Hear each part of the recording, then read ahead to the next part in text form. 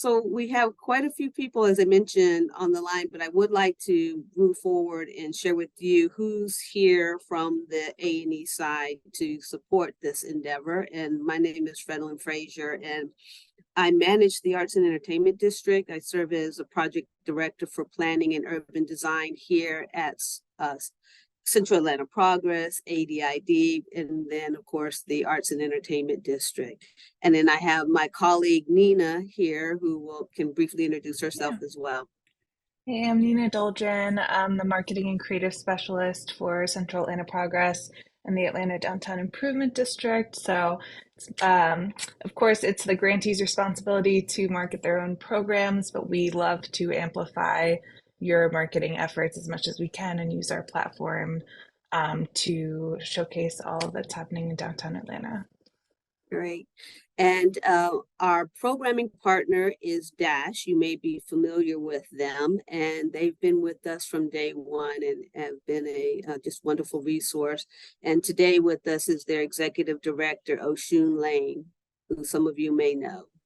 Sorry, hi guys. Thanks, thanks Fred. Hi Nina. I'm usually the person on the back end of all the emails, and if you've got any questions, happy to support you guys through this process.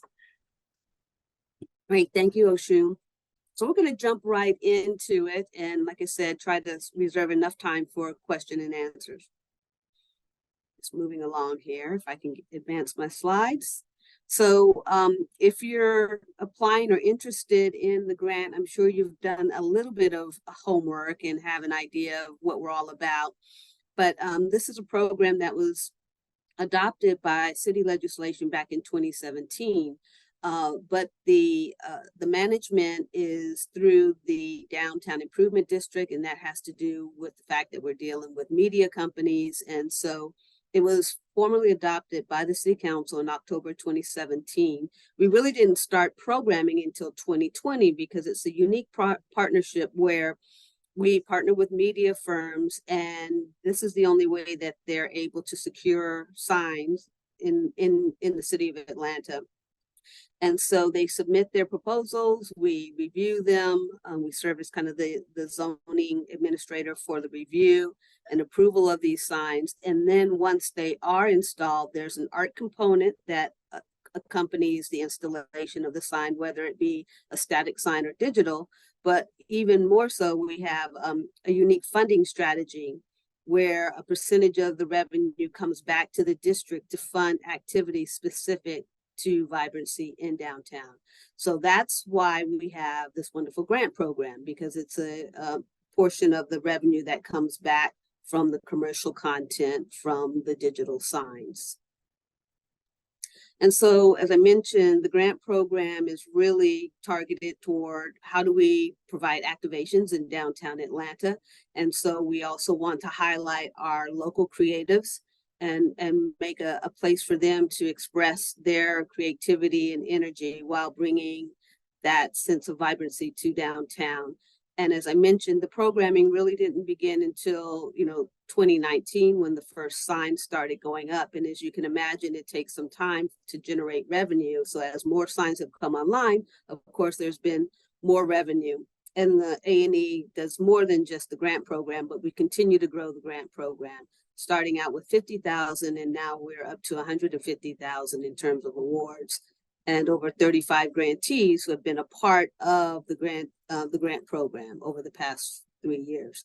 So I wanted to share just our inaugural grantee video, because we wanted to capture the first year when we had some phenomenal artists working with us. And you'll see how the program has grown as we go through the rest of the material. But this is a very short video. I hope you enjoy it.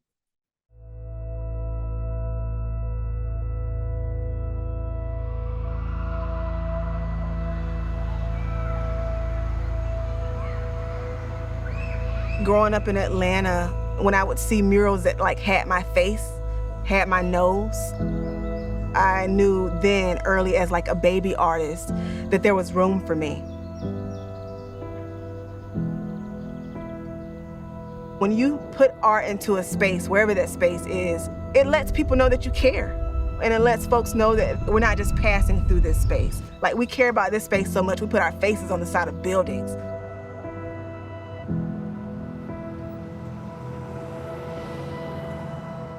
It's something that everyone can experience. A lot of the times we have people walk by that are like, art's too ritzy for me, art's too pretentious, I can't come in here. But we're the space that we bring people in, and people can check out art while they're waiting for food. People can meet someone at the gallery to welcome them to a new neighborhood. You see what you connect with, and you see the type of people you connect with. You meet the artist, you meet the owner, you foster new relationships, and you further the community. I think it's a beautiful time for the arts community to take over and use their voice to make this place a better place for everyone. Atlanta is growing very rapidly. It's a very vibrant art scene. Being surrounded by other creatives propels your practice. You can exchange ideas and grow together. That connection can go far beyond any difference that are like cultural, ideological, or racial. The sculpture itself, it's resembling both a security fence and a home at the same time. The same material that is used to divide people is now being repurposed to bring people together. It might bring you an opportunity to connect with someone and have a meaningful conversation, and it's giving an opportunity for the people to re-experience that place. By re-experiencing that place, you can make new connections, not just with the place and with the environment, but within yourself and within the community.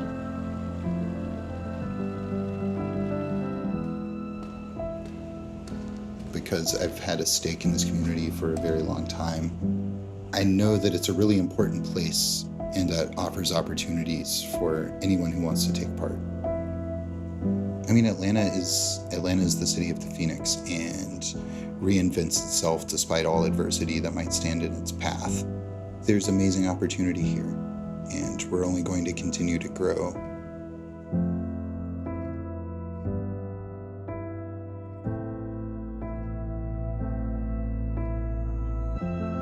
Having that art in your community, you have daily reminders of existence beyond just the daily grind.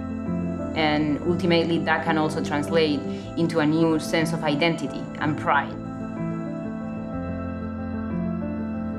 It has a huge impact on pretty much everything you view.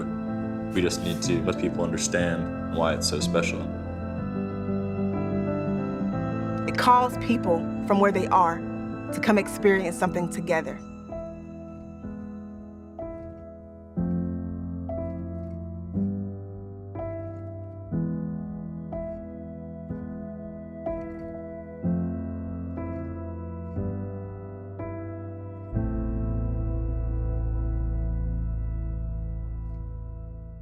So jumping into the cycle for this year, as you know, the application will close September 7th. And so you have some time to really think about what you're going to present. And we will have, as we mentioned, an opportunity for you to have a brief information session one-on-one if you still have some lingering questions or would like some guidance before you submit your final application. There is a $5 application fee. And then the grants, as you've probably seen through the material, range from 1,000 to 10,000, and typically we see more on the other end. It's encouraging you to do so as opposed to, smaller grants. But the other area for the grants are included are project support or general operations. And I'll go into a little bit more about which each one of those categories means and the requirements for each in just a minute here. And then come November, we will have selected all of the grantees for this year. We'll make sure that those funds are awarded before the end of the year. So you typically will receive your funds at the end of December or right around mid-December. And the project must be executed by June 30th of next year. So what type of a grant can you apply for? As I mentioned, there's project support and general operations. And so the project supports can run the gamut in terms of the type of project you want to present. It just needs to be presented in a place or take place in downtown. So if you submit a proposal and somehow it is not in the area that we'll share with you here, it will not move forward for further consideration. So that's one of the criteria that we want to make sure you're clearly aware of, that it must take place, the activation, the performance, the film screening, whatever that might be, needs to occur in the downtown area. And we're somewhat liberal about what we call downtown, and I'll show a map here in just a bit. Now, on operational support, these are unrestricted funds that help you if you're an organization with your operational expenses and programming that you may have for your organization. But you'll have to be, you'll need to be a registered organization to be eligible to actually receive these funds and have a presence in the downtown. So this one is also geographically referenced. If you're somewhere outside of the city of Atlanta, you would not be eligible for operational funds. So the timeline is fairly straightforward. As we mentioned, the Slide Room portal is currently open, and then we'll close September 7th. In late October, you will hear, we will be making the final selections on all submissions, and then we will notify all the applicants in November of their status. Whether you were awarded or not, you will receive some notification to that extent. And then there's a mandatory onboarding orientation for all the grantees. And to make that is a high priority in order for you to receive your funding. If you're not able to make that, then your funding will be in question for that, because we're gonna be committed to you, and we hope that you'll be committed to the program as well. And then in early December, we will announce the grantees, and that's through our social media, through the use of the digital boards. We announce the wonderful group that we have presenting, who will present all throughout 2024. And then, as I mentioned, in mid-December is when we issue the funding to grantees.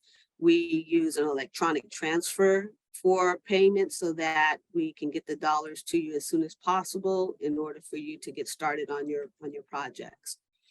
And so there are some additional eligibility requirements. If you have been a participant in terms of a grantee over the past 2 years, you are not eligible for this round because you've received funds from a grant in the past 2 years.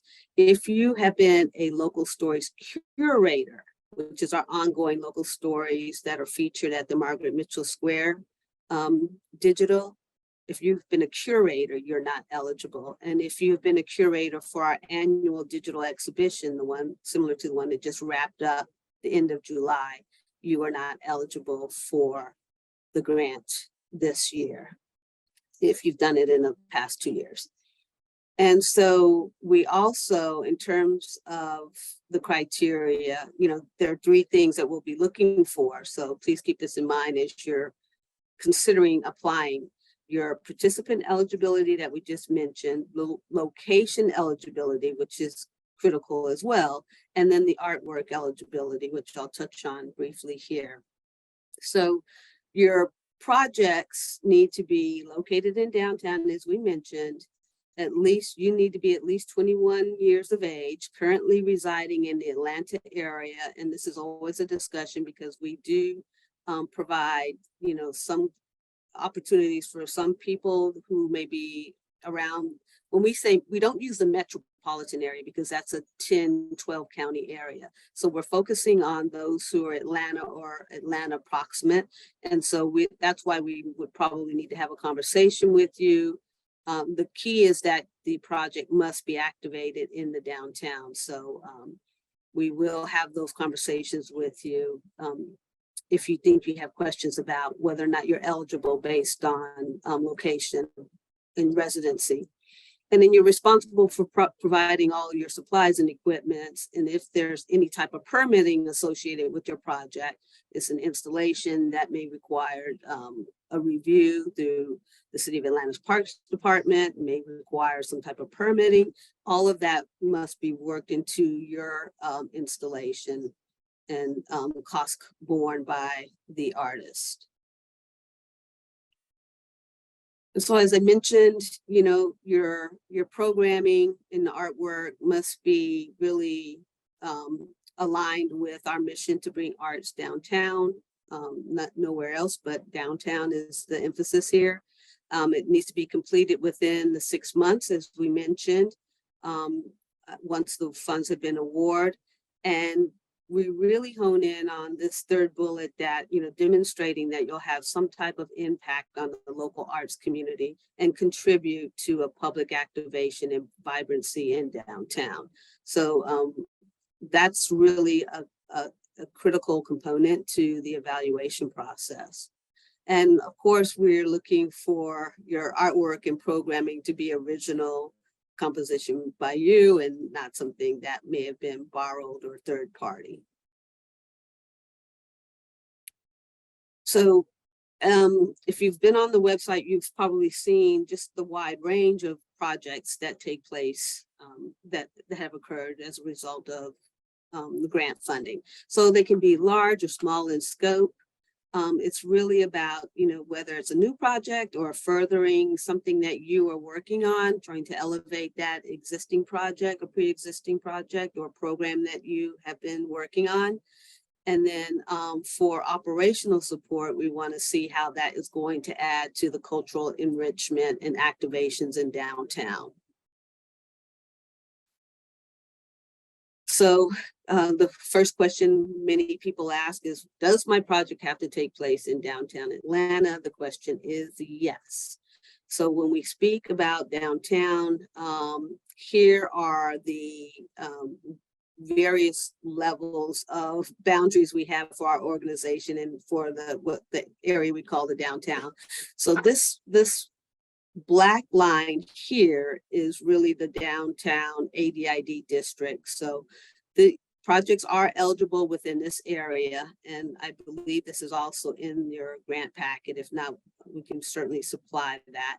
And then within here, you see the purple line. That's the actual arts and entertainment district boundary. So your project is not limited to that area, although this is the heart and core of downtown. So if you are focusing on an activation in this area, there are additional points awarded to being in this purple area as opposed to somewhere farther out in the downtown geography. And then another question we frequently hear is, you know, can I use the digital signs as part of my project? We intentionally do not allow that to happen because everyone would want to have some type of element on the sign. So you cannot incorporate the digital signs as part of your project. Now we use that to promote the artists and the grantees throughout the year. So it won't be uncommon to see a promotion to a certain degree on the signs. But other than that, it cannot be a key element or component of your project. And then there are some other requirements that we expect the grantees to fulfill. There is a virtual orientation, a little bit similar to this, but we go into the details of all the program requirements and the forms that have to be submitted. There's a finalized work plan that is reviewed based on the project that you presented. And once that's approved, then that kind of clicks the button in terms of you being eligible to get your disbursement in December. We also ask that the A&E logo and sponsorship language is incorporated into your collateral, the website, promoting a project, or in any social media content that you push out there. There's also a virtual midpoint check-in. So we want to get a sense of how you're progressing with your project before it's time for the activation, or if you're programming or having some operational funds, you know, how things are moving along with your operational plans and use of the funds.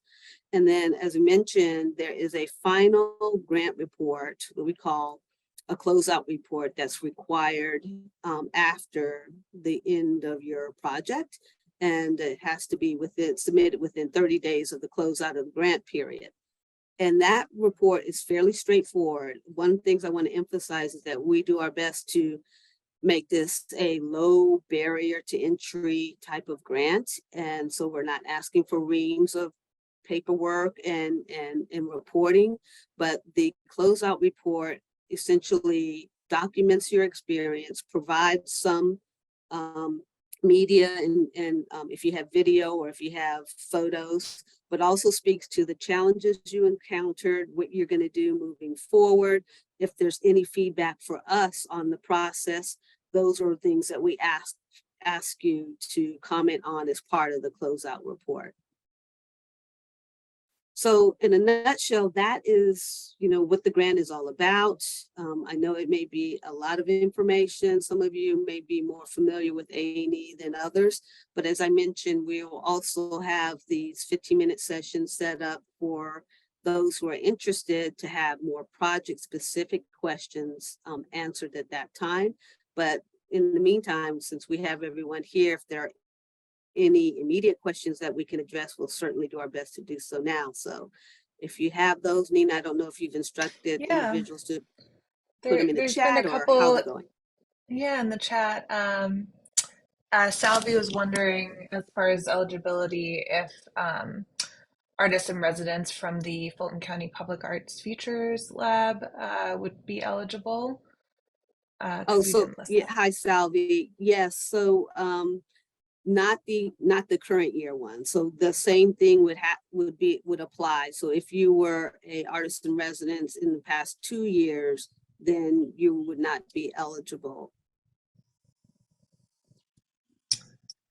And then we have one saying, in terms of arts organizations, are you looking for organizations of a particular size, i.e. budgets of 1 million or less? Or is there any requirement around that? No, actually, it's just the opposite. Whatever we can do to support our smaller organizations, you need to be a registered organization with the state and be able to provide your EIN, but we do not have a budget requirement. You need to be established. And so as part of when you look at the portal, and for the organization component, there are questions on there about what is your operating budget, how long you've been in operation, and it's our way of trying to determine just how committed you've been to the work and your stability as an organization. So that information is asked for within the proposal that you're submitting, and that's how you will be evaluated in terms of stability of the organization, the mission of the organization. Ferg, could you speak more to residency requirements? For example, someone lives in Newton County, would they be able to apply, or how would you define the Atlanta metro area? No, I'm sorry, Newton County would not. So Atlanta would be, certainly Fulton County, but beyond Fulton County, we would need to have a conversation. So it's really Atlanta in the Fulton County area, because not DeKalb too. So we want people who are within the city of Atlanta, essentially. Yeah. What we've done in the past, if they are adjacent and have a significant project that they want to propose and it's downtown and it's a strong project, there's consideration if we haven't had any additional projects that are specifically from Atlanta, city of Atlanta residents. I have a question. Yeah, go ahead.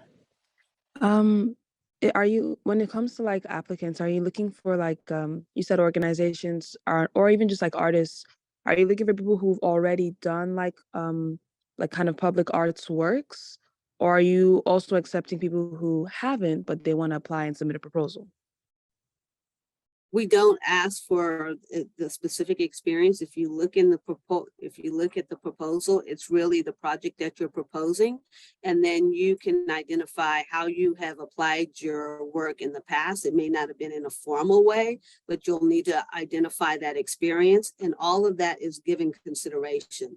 So, this is a competition, right? So you will be those who submit, who have that level of experience and can clearly demonstrate either some level of commitment to their art, whether it's been through a public, whether it's been through curation, whatever venue that they've kind of presented their art. You should bring all of that experience to the table so that it's part of the evaluation. So the simple question is, if you're an emerging artist, this is certainly a grant that has an opportunity, that would be an opportunity for you. I had a question. Hi, Chanel. Hey, so as an artist, I have something that I want to propose, but then I also have co-founded a nonprofit arts organization, and we are already doing work with children downtown. And so I'm wondering if I need to pick if I want to apply as an artist solely or through my organization working with the kids, and can I do 2 applications or do I need to choose one? You'll need to choose one. Okay. Okay, thank you. That has come up in the past, but yes, you would need to choose one. I also have a question, if you Certainly. can. Hello? Certainly, yeah, I didn't see who, yeah. Sorry. So I know you said previously about asking specific questions about the project proposals. Should we ask them in like later meetings, or can I ask like a specific question right now? Well, we're gonna have one-on-ones if you would prefer to have that discussion there, or you're welcome to present your question now. Okay, I guess I make it more broad, but in regards to the project proposals, do they have to be specifically a public proposal, as in like, for example, the screensaver behind you right now, how that was a public project? Does it have to be public, or can it be, let's say, an exhibit or curation? Yeah. But So projects have been in private spaces open to the public, so I encourage you to look at the grantees this year, and we've had a host of those types of arrangements, whether they're using a gallery in the underground, but for a series of public events. It has to demonstrate that it's going to be open to the public, accessible to the public in some way. okay, thank you. I guess I just took that backwards. Awesome, thank you.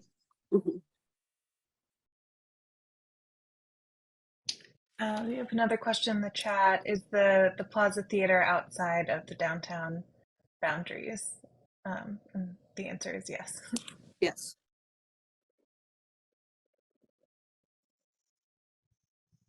But we would encourage you to seek out the Rialto as an option if you're looking for a downtown theater.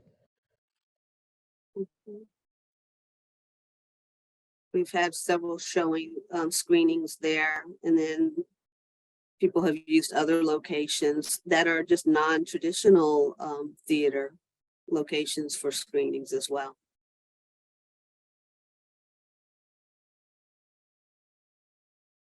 Any other questions? Okay, so first of all, thank you. It's great to see the interest here in the grant program. And as I mentioned, the week of the 14th, we will identify some slots that we believe would be, times that would work for most folks who have other gigs.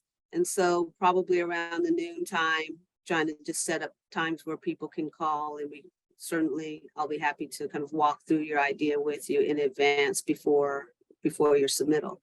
But I will have to caution you that we can't give recommendations in terms of what you need to do, a placement and things like that. But if you have technical questions like, am I in the right place? Well, if I submit something for here, would it be eligible?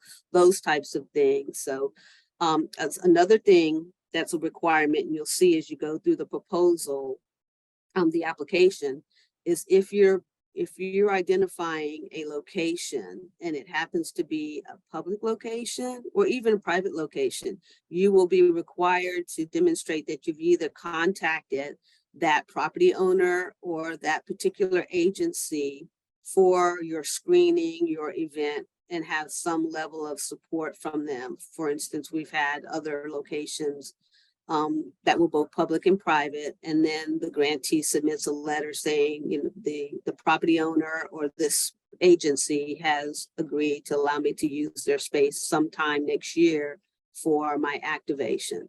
So you'll have to demonstrate that you have sought out a location for your actual project. Or multiple locations, options.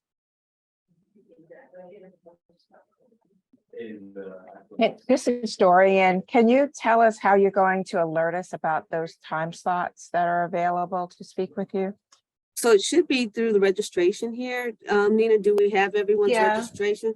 We have Great. everyone's email, so I can send out a kind of recap with the recording, and then there'll be a link to sign up for a one-on-one session with Fredolin. Thank you. Well, again, thank you, everyone. And I encourage you to go to the A&E site and see what the past grantees have done, and give you an idea of the types of projects we're looking for. And I look forward to speaking to those of you who would like to have a little more detailed conversation before you submit, and wish you all the luck with your proposals. Have a great one.